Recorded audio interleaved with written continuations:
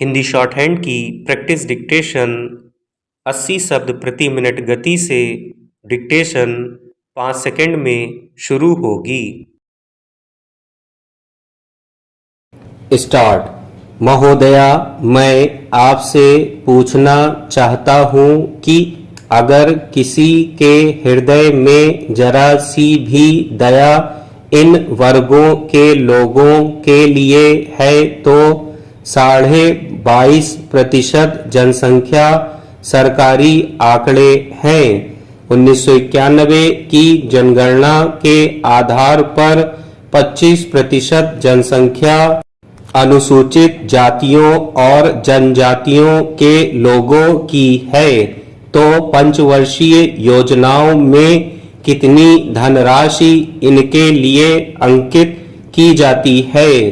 क्या कभी इन जातियों के विकास के लिए, इसके कल्याण के लिए इनको जनसंख्या के अनुपात में धनराशि आवंटित की गई? कभी नहीं की गई। किसी पंचवर्षीय योजना में नहीं की गई। जब नहीं की गई तो इनका आर्थिक विकास कैसे हो सकता है? इनकी गरीबी कैसे दूर हो सकती है? इनकी भुखमरी का समाधान कैसे हो सकता है? क्या कभी जो योजनाएं इनके लिए बनाई वे कार्यान्वित की गई? मैं फिर मूल विषय पर आऊंगा।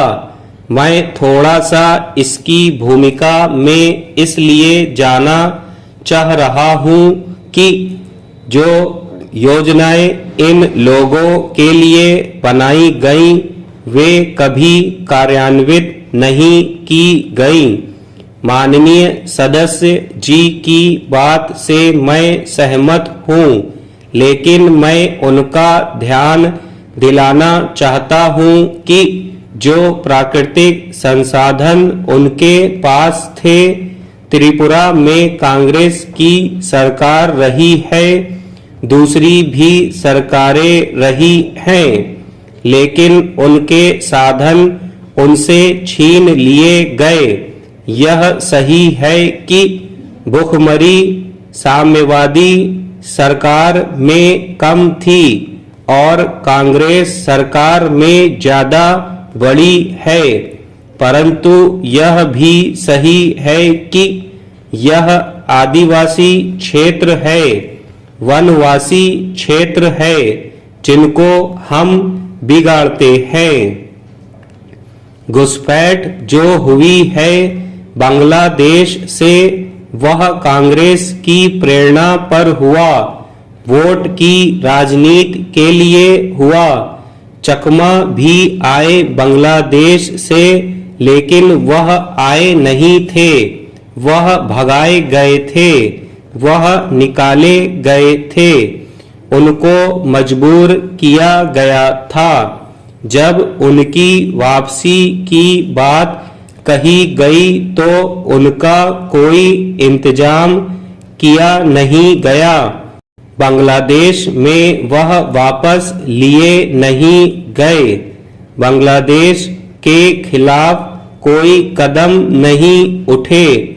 लेकिन मुझे क्षमा करेंगे, जो लोग यहाँ पर धर्म के नाम पर बड़े बड़े लांछन लगाते हैं, बांग्लादेश से जो बड़ी संख्या में घुसपैठिए आए, उनमें एक विशेष वर्ग के लोगों की संख्या अधिक है।